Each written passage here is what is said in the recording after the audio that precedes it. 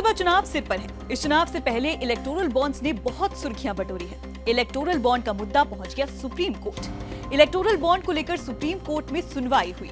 दरअसल state bank of India SBI ने supreme court में एक याचिका दायर की कि उसे बॉन्ड के जरिए किस पार्टी को किससे कितना चंदा मिला है, इसकी जानकारी सार्वजनिक करने की तारीख को आगे बढ़ाया जाए। लेकिन सुप्रीम कोर्ट ने इस याचिका को खारिज कर दिया। अब एसबीआई को 12 मार्च को शाम तक ये बताना होगा कि आखिर इन बॉन्ड्स के जरिए किस पार्टी ने कितने पैसे कमा लिए थे।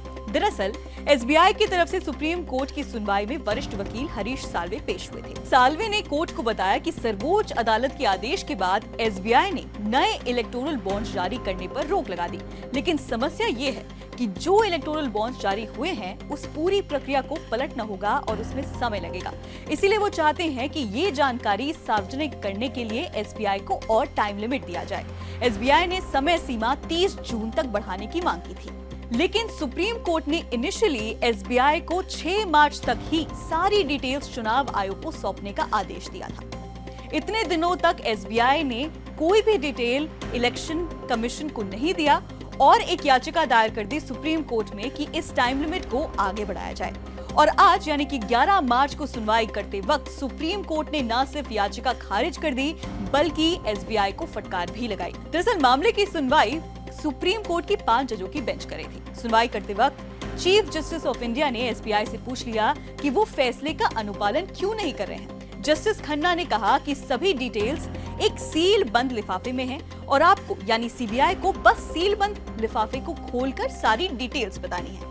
एसबीआई की तरफ से पेश हुए हरीश साल्वे ने कहा कि बॉन्ड खरीदने की तारीख के साथ बॉन्ड का नंबर और उसकी डिटेल्स भी देनी होंगी। इस पर चीफ जस्टिस ऑफ इंडिया ने पूछा कि जब फैसला 15 फरवरी को सुनाया गया था और आज 11 मार्च हो गया है तो इतने दिनों तक आप फैसले का अनुपालन क्यों नहीं कर रहे। चीफ जस्टिस ऑफ इंडिया ने सीधे सीधे पूछ लिया कि आप 26 दिनों से क्या कर रहे थे। इस सवाल पर साल्वे ने कहा कि हम पूरी सावधानी बरत रहे हैं ताकि गलत जानकारी देने के लिए हम पर कोई मुकदमा ना हो जाए। इस पर जस्टिस खन्ना ने दोबारा तर्क दिया। उन्होंने कहा कि इसमें मुकदमे की क्या बात है, आपके पास यानी सीबीआई के पास सुप्रीम कोर्ट का आदेश है। खैर, इस सब के बाद सुप्रीम कोर्ट ने आदेश दे दिया कि कल ही एसबीआई को सभी डिटेल्स पब्लिक करनी पड़ेंगी और कोई भी टाइम लिमिट एक्सीड नहीं होगी। अब आपको खबर का एक बैकग्राउंडर बताते हैं। दरअसल सुप्रीम कोर्ट ने 15 फरवरी को गुप्त राजनीतिक चंदे के लिए लाई गई इलेक्टोरल बॉन्ड स्कीम को रद्द कर दिया था। अदालत ने इसे असंवैधानिक करार दिया था और चुनाव आयोग को 13 मार्च तक अपनी वेबसाइट पर सारी डिटेल्स डालने का ऑर्डर दिया था और कहा था कि 6 मार्च को वो सारी डिटेल्स इलेक्शन कमीशन को दे दें। इस आदेश के बाद एसबीआई को ये बताना है कि किसने किस पार्टी को कब और कितना चंदा दिया है। सिर्फ भारतीय स्टेट बैंक यानी एसबीआई को ही चुनावी बॉन्ड जारी करने का अधिकार है।